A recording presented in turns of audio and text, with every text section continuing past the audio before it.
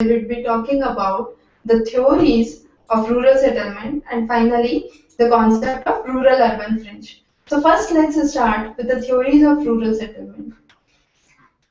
Bovlet was the first person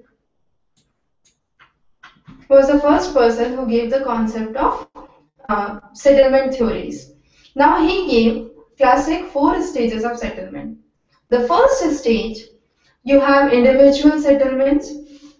So the most common thing here is subsistence agriculture.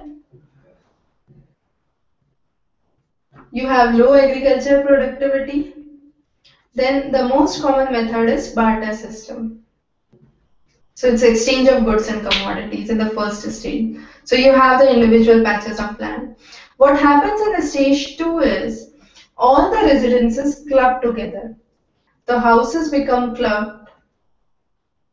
So there is a common area that surrounds the houses. So it increases the socio-economic homogeneity.